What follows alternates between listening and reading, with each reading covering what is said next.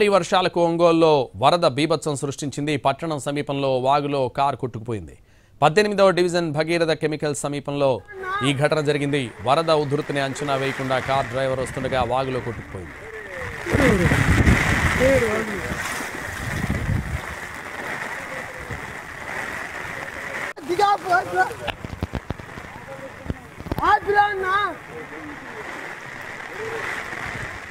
తూర్పుగోదావరి జిల్లా నల్లజర్ల జాతీయ రహదారిపై బస్సుల్లో ప్రయాణాలు మానుకోవాలని పోలీసులు ప్యాసింజర్లను కోరుతున్నారు. బస్సులను ఆపి ప్రయాణికులతో మాట్లాడారు. వాయిదాలు వేసుకోవాలి తప్ప ప్రయాణాలు చేయడం అంత మంచిది కాదని సూచించారు. ప్రభుత్వ అధికార యంత్రాంగ నిబంధనలను ప్రతి ఒక్కరూ పాటించాలని కోరారు. ఇప్పటికే తుఫాన్ కారణంగా షాపులు మూతపడడంతో నల్లజర్ల ప్రధాన కూడలి నిర్మానుష్యంగా మారింది.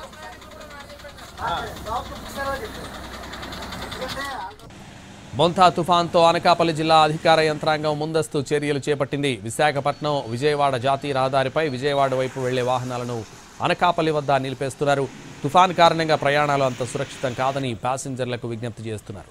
ప్రయాణాలు మానుకోవాలని సూచిస్తున్నారు.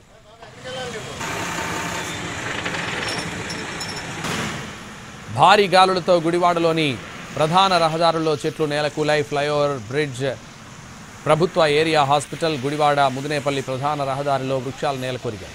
గుడివాడ విజయవాడ ప్రధాన రహదారిలో 3 చోట్ల చెట్లు నేలకొలడంతో రోడ్డుకు ఇరువైపులా ట్రాఫిక్ నిలిచిపోయింది. హుటాహుటిన ఘటనా స్థలానికి విపత్తు స్పందన అగ్నిమాపక శాఖ బృందాలు చేరుకున్నాయి. చిమ్మ చీకట్లో ఆధునిక యంత్ర సామాగ్రితో రోడ్లపై కూలిన చెట్లను విజయవంతంగా తొలగిస్తున్నారు. ముదినేపల్లి ప్రధాన రహదారిలో కూలిన వృక్షాలను గుడివాడ రూరల్ పోలీసులు తొలగించారు.